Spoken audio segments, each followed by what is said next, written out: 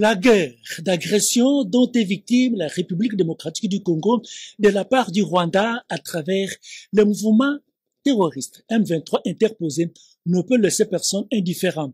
La CENCO, Conférence épiscopale nationale du Congo, a dénoncé à plusieurs reprises cette forfaiture. La République démocratique du Congo est un géant d'Afrique, par sa taille, mais par sa population aussi. En plus de 100 ans d'existence, depuis l'État indépendant du Congo à ses jours, la résilience de son peuple a forgé un mental et a bâti un esprit. La nation congolaise est bien réelle, elle existe. Nous avons connu des rébellions, parfois plus sanglantes. Entre frères, le dialogue a été rétabli, la paix retrouvée. Le vouloir vivre ensemble s'est construit au fil des ans. Le Congolais et le Congo, c'est la rivière et son lit. Ceux qui caressent toujours l'idée d'une balkanisation comme ceux qui rêvent encore d'une occupation peuvent continuer à se bercer d'illusions. Le dialogue intercongolais peut toujours leur servir de repère. Cette histoire dont nous sommes si fiers et dont nous racontons la signification à nos enfants est pleine de hauts faits des guerres. On en compte par centaines sur le continent comme ailleurs. À Sousa, Gambela, Abyssinie, Birmanie, Dodoma, le caporal Kounyoukou de la force publique peut nous conter cette deuxième guerre mondiale. Les écoles de guerre et les centres de formation militaire, il y en a dont le nom inspire la peur. Kotakoli, Kibomango, sans être exhaustif. Certains Africains peuvent se vanter d'y avoir appris l'art des armes. Les forces armées zaïroises ont visité le Tchad. Avec le capitaine Mayele, elles ont fait un tour au Rwanda. Peut-être que Kagame est revanchard. Et pourtant, tous les Mayele ne sont pas morts. Pourquoi à cause d'une erreur de l'histoire, en 1994, et au Rwanda en plus, les enfants congolais doivent-ils continuer à passer des nuits blanches, portant des lourds fardeaux pour se mettre à l'abri sur la terre de leurs propres ancêtres? Pourquoi notre hospitalité produit-elle des drames de décennies après? Pourquoi les femmes congolaises sont contraintes au pire supplice?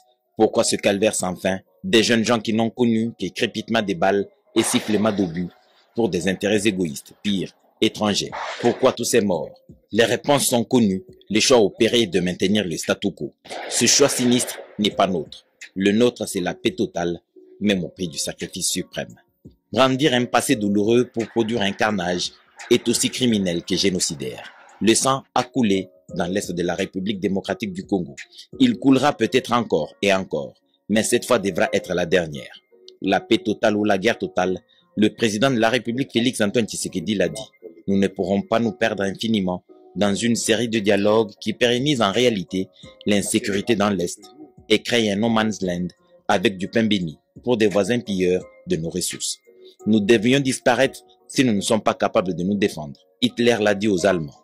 Les Congolais dans leur ensemble veulent l'entendre avec bonheur d'ailleurs. Nous sommes une mosaïque d'ethnies, une pluralité des tribus. Pour être explicite, nous sommes un ensemble des minorités.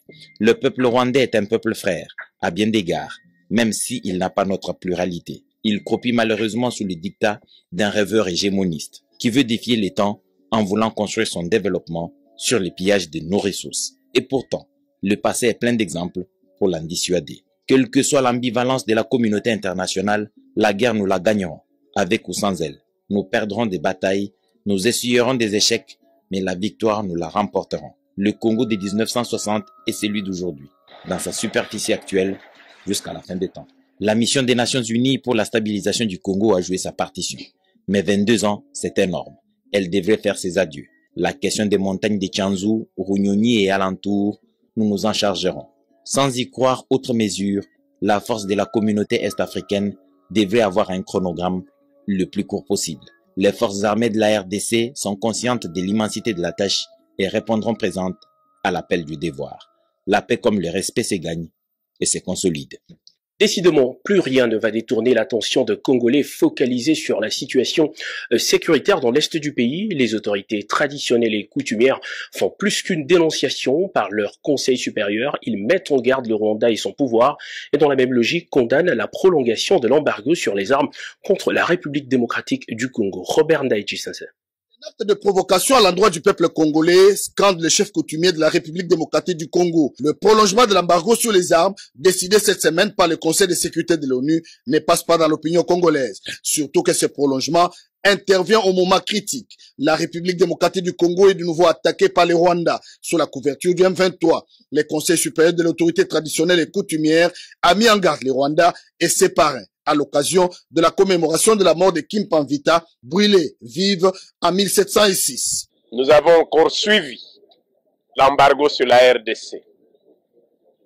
Nous pensions qu'au moins, après toutes les déclarations que vous aviez faites au niveau de la communauté internationale, que vous avez finalement levé cet embargo. Quel est le sens de ligoter les Congolais pour permettre aux tout petits de l'envahir? Non, vous n'allez jamais mettre l'embargo sur l'ancestral. Jamais.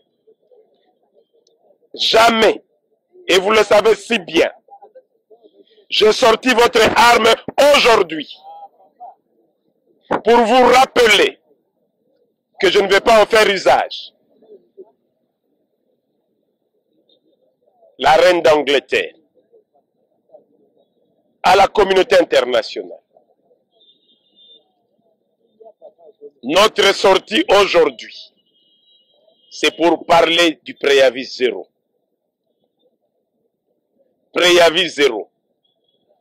Le préavis zéro est un archange qui n'annonce pas son arrivée, qui vous prend quand il veut.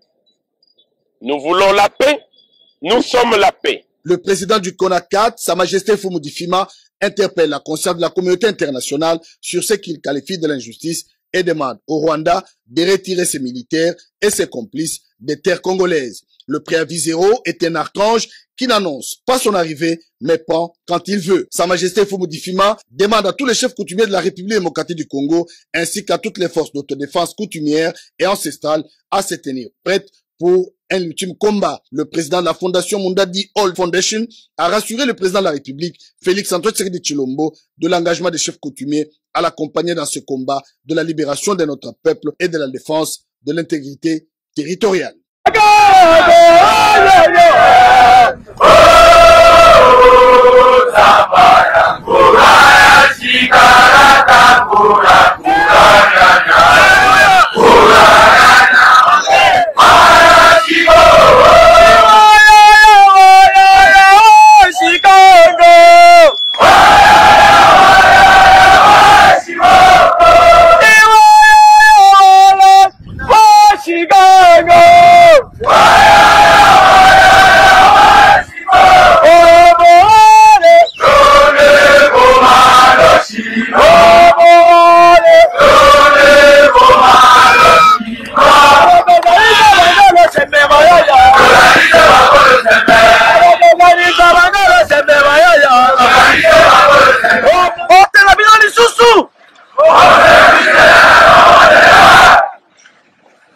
Forces armées de la République démocratique du Congo, notre devise.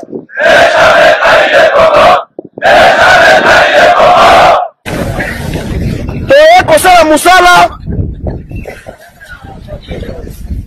c'est créer la réussite de la bino. Ezali discipline. Commandant suprême azali ko insister par la discipline ya mapinga.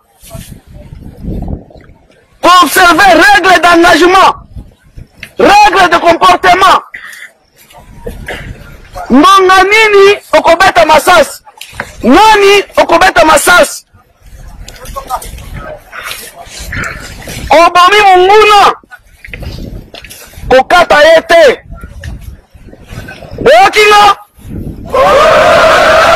Kokata munguna bitani bitani te. Pekisami.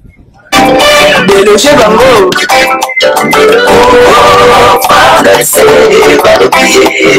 Pas côté, il en est. De l'eau à ma